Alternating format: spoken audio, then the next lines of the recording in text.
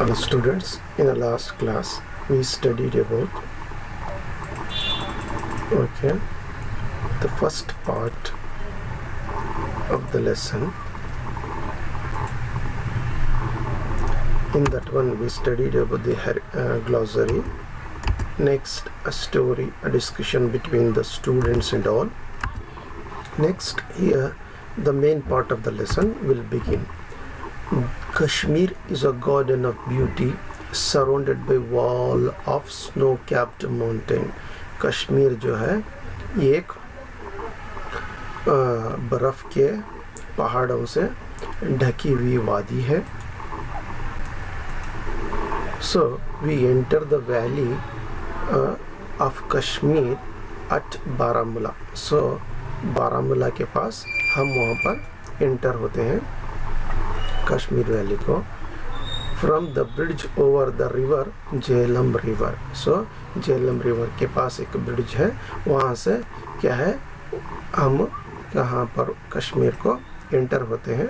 तो उसी के नॉर्थ में एक पहाड़ है, उसके पहाड़ के ऊपर एक पीक है जिसे नंगा पर्वत पीक कहते हैं. देखिए Jhelum, we can see the look north and see the peak Nanga Parvat standing like a huge sentinel pointing to the. तो एक बहुत बड़े पास बांध के मानिंदा वो वहाँ पर मौजूद है.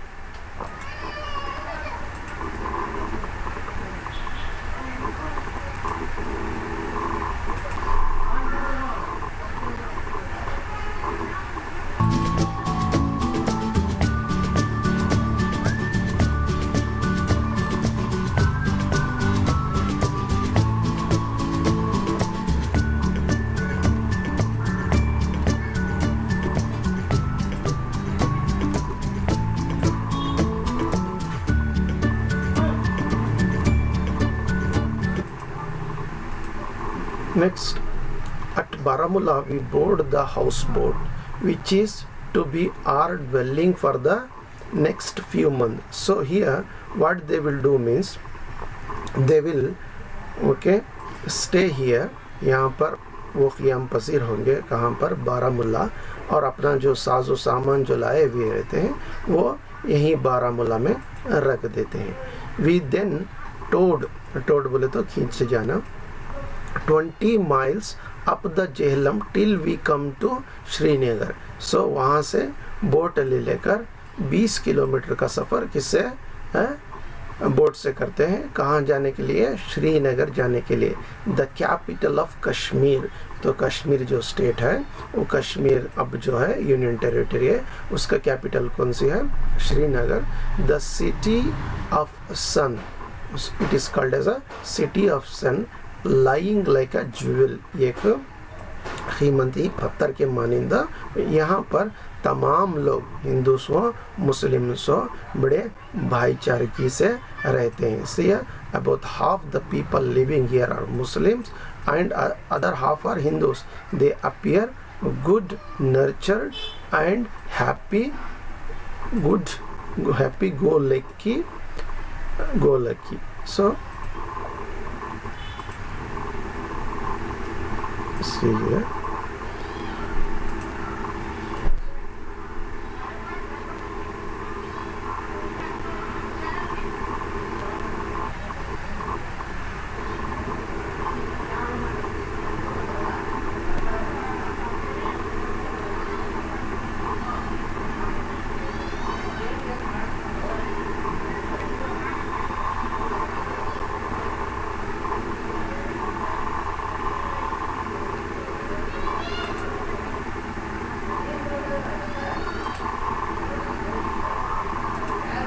Next, here the houses of the city are built of wood and bricks. So यहाँ के जो घर हैं वो घरों को इस तरह तामीर किया गया है जिससे वो लकड़ियों से और ईंटों से यहाँ के घरों को तामीर किया गया है. Most of the houses have very dilapidated appearance. तो खस्ता हालत में दिखते हैं, लेकिन but they are very picturesque all through summer months. तो बहुत ही अट्रैक्टिव वहाँ के घर होते हैं. For the roof of many of them are covered with flowers. तो वहाँ जो है बहुत सारे फूल होते हैं. उनकी जो छतें हैं वो किससे नक्श निगारी की जाती है? उनकी छतों को फूलों से नक्श निगारी की जाती है. Some have tulips, so it is a tulip garden. So we can find a tulip garden in India. It is in Kashmir. Here from early spring to autumn, so you have seen in the video that it is full of flowers. So here from early spring के मौसम में और autumn के मौसम तक we will see many flowers. Along with that one we will see after the season of the flowers we will see the season of apple. So always be greenery here. See here, let us read.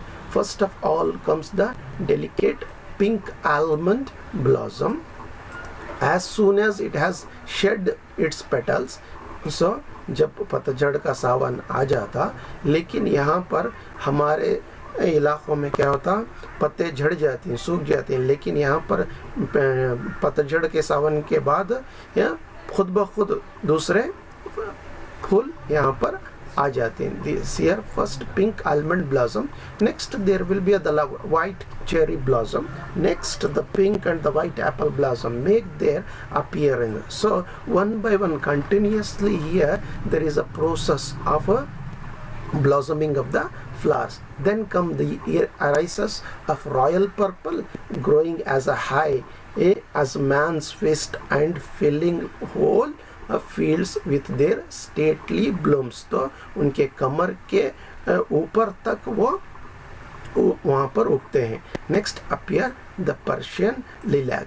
This is smaller than the English variety but grows in greater profusion. So इस तरह के जो है gardens वगैरह हम European countries में देखते हैं.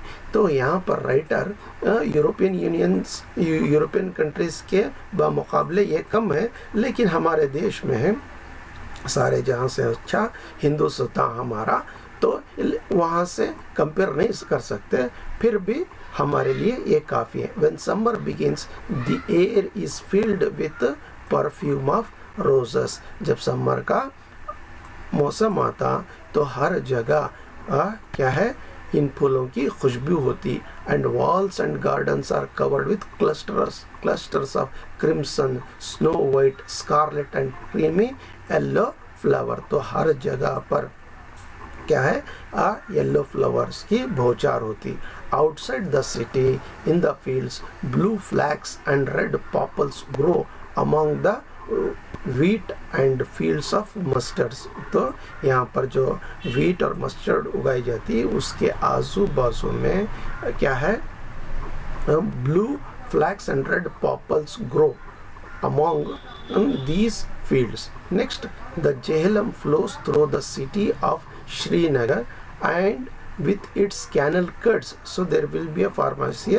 जहलम नदी जो यहाँ फ्लो होते रहती है, तो जिस तरह यहाँ पर कैनल्स फार्म होते हैं, वहाँ कैनल्स के पास छोटे छोटे आइलैंड बनते हैं, छोटे छोटे आइलैंड बनते हैं जो देखने के लिए बहुत खूबसूरत होते हैं. तो इन आइलैंड से राइटर को द वेनिस ऑफ कहते हैं. ये क्या कह रहे हैं, इन आइलैंड्स की वजह से इसको, इस शहर को, श्रीनगर को द वेनिस ऑफ इंडिया कहते हैं. तो वेनिस जो शहर है, ये वेनिस जो शहर ये इटाली में है. ये कहाँ पर है, ये इटाली में है. सो as the sun melts the snow on mountain tops, the snow water flows down the valley and causes the river to rise and supply her life giving waters to the fields and the gardens. So जो glaciers होते हैं, तो ये glaciers पिघल कर क्या पानी में तब्दील होते हैं. तब्दील होकर जो पानी जो रिवर में कम होता है तो उसको बढ़ा देते हैं. Later in the season, when the river goes down again, the flowers droop and the grass become withered, but fruits then take the place of flowers and shops are filled with luscious pears, peaches, nectarines and plums, and later on the rosy cheeked apples. So जैसा ही यहाँ फूलों का मौसम ख़त्म हो जाता, very next क्या हो जाता, the shops are filled with luscious pears, peaches, nectarines, plums, later on क्या होते हैं, एप्पल्स होते हैं. The floating gardens are unique. तो यहाँ पर जो है फ्लोटिंग गार्डन्स होते हैं. यहाँ पर क्या करते हैं, बोट होती है, बोट में क्या करते हैं, थोड़ा स्टेक्स के ऊपर क्या करते हैं, थोड़ी मड डालकर यहाँ पर वेजिटेबल्स के सीडलिंग्स रख के उगाते हैं. तो पहले पढ़ लीजिए, वीडियो भी बता दूंगा. The floating gardens are unique. One hand of the Dal lake, जो डॉल लेक है वहाँ पर is reserve specially for them. Their owners pay no rent. यहाँ पर कोई रेंट नहीं दिया जाता. For they literally make the ground for the garden themselves. वो खुद ब खुद गार्डन बना जाते हैं. तो डॉल लेक के एक जगह इनको मखसूस किया गया है ताकि ये वहाँ पर गार्डनिंग करें. First of all, they make up sort of platform of reeds and anchor it to stakes. तो प्लेटफॉर्म बनाते हैं, okay. Then they bring up mud from the bottom of the lake and place it in little heaps on the platform. Finally, तो cucumber पिकाते हैं. वहाँ पर cucumber की पैदावार की जाती है. लेकिन ये कुकम्बर को विंटर्स में भी यूज़ करते हैं. क्या करते हैं, समर सीजन में ये कुकुम्बर को ड्राई करके तो विंटर में भी वो यूज़ करते हैं. When the see, so let me see.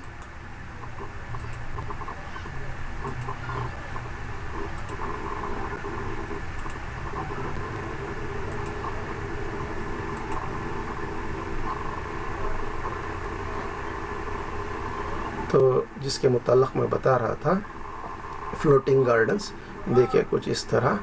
तो एक डॉल लेक में इनको मखसूस किया गया है. देखिए, तो स्टेक्स के ऊपर यहाँ पर देखिए वेजिटेबल्स,